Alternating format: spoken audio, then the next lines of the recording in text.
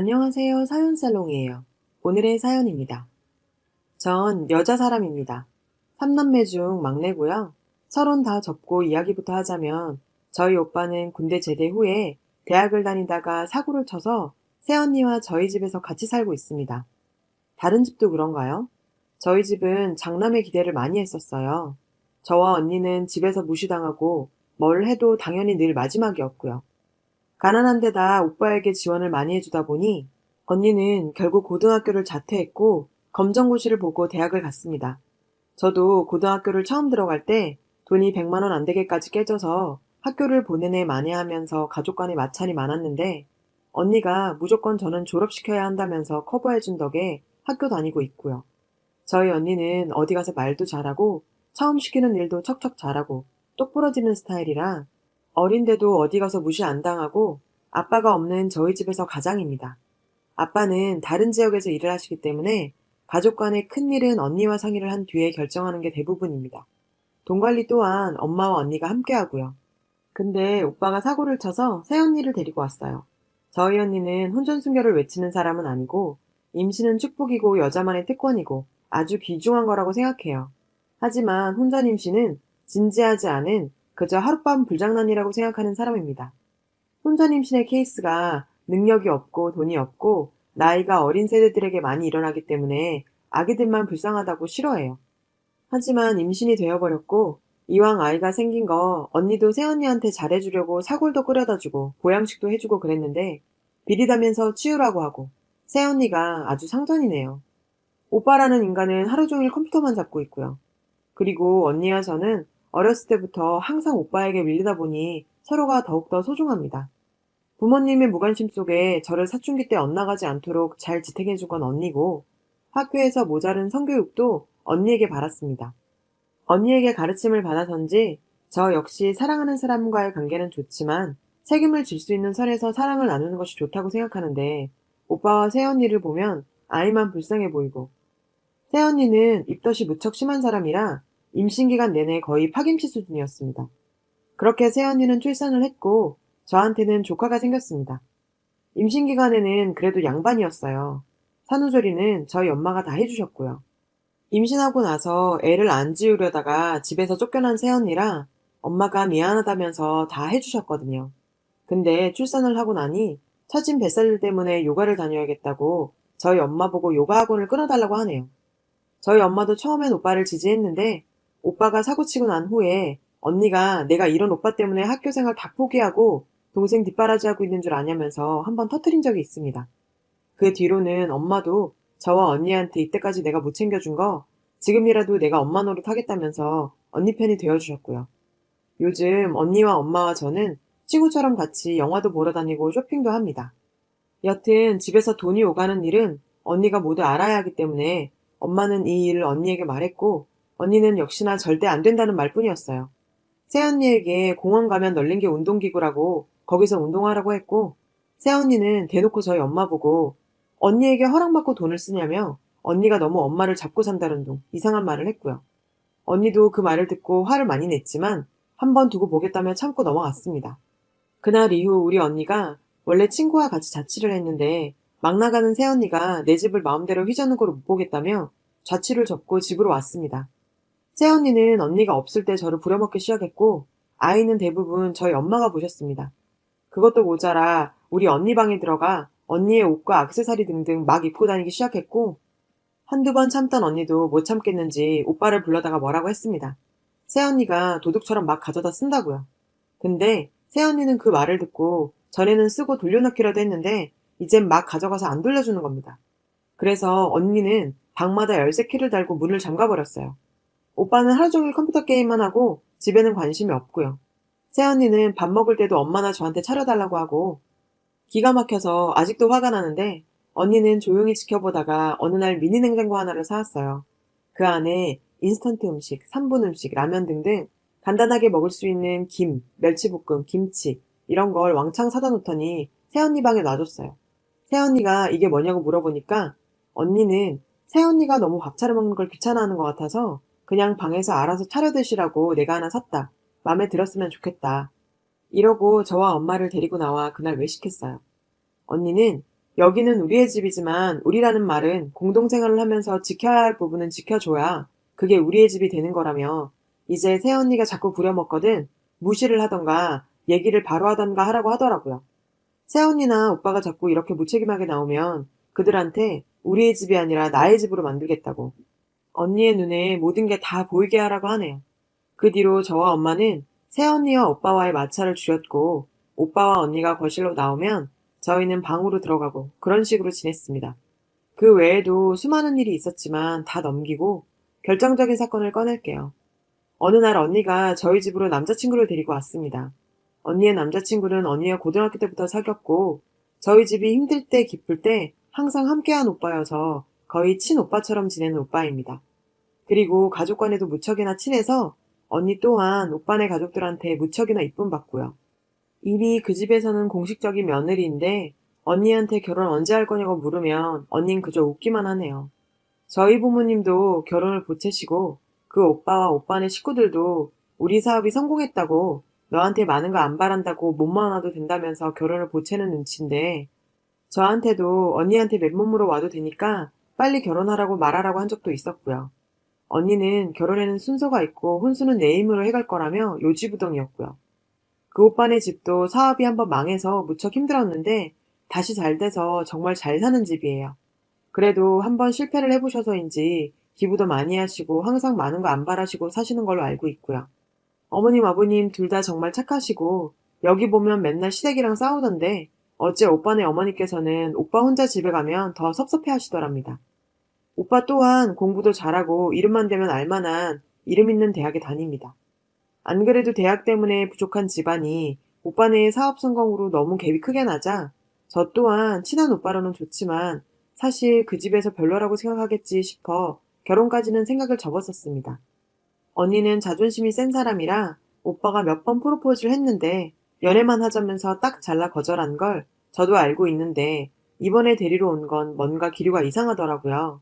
얘기를 하다 보니 역시나 언니와 오빠가 결혼을 한다고 했고 언니의 남자친구는 엄마와 친오빠와 술자리 가지다가 드디어 결혼하게 되었다면서 울기까지 했네요. 그렇게 잘 지나가나 싶었는데 새언니가 눈치 없게 끼어들어 집안과 학교는 어디를 다니는지 무슨 소의 등급표 먹이듯이 물어보더라고요. 형부대 오빠는 성심성의껏 대답을 했고요. 근데 새언니는 저희 언니의 조건이 너무 안 좋은 것 같은데 젖은 길 자기 발로 들어가는 거 아니냐면서 아가씨가 성격도 어찌나 더럽고 까탈스러운지 방마다 열쇠를 달고 다닌다고 이런 얘기를 하는데 성격이나 열쇠 얘기는 우선 넘기던 저희 언니가 조건 얘기 듣고 뻥 터졌네요. 다른 건 다 괜찮아도 집안 간의 문제는 꺼내지 말았어야 했는데 안 그래도 몇 년 동안 결혼하자고 보채도 거절당해서 예민한 문제였는데 그 얘기가 나오자 형부대 오빠도 당황했고요.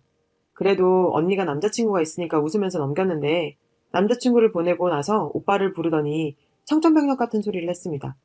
내가 결혼 미룰 테니까 지금 내가 혼수로 모아둔 돈이 5천 있는데 내가 대출을 받든 어찌든 집 하나 구해줄 테니까 그 돈은 차차 갚던가 해서 나가서 살라고요. 오빠는 언니가 울면서 소리 지르니까 당황했는지 언니 달래고 엄마와 저는 언니 옆에서 아무 말도 못한 채 앉아만 있었네요. 언니와 저는 속마음을 자주 터놓고 얘기를 하기 때문에 서로에 대해 많이 알아요. 언니는 어려운 집안 사정과 그것 때문에 학업을 포기했지만 그걸 창피하다고 생각하지 않았어요. 언니와 저도 항상 자기 분수를 알았고 그렇기 때문에 가분한 남자친구랑도 사랑하지만 결혼은 자신이 채울 수 없는 부분이 있기 때문에 고민하다 어려운 결정을 했던 거였는데 새언니가 언니에게 한 방 먹이겠다고 날린 말이 언니에게 너무 큰 상처가 되었나 봐요. 그 오빠는 멀쩡하게 술 먹고 갔다가 나 너무 행복하다는 얘기도 아닌 헤어지자는 말 듣고 저한테 연락 오고 난리가 났었어요.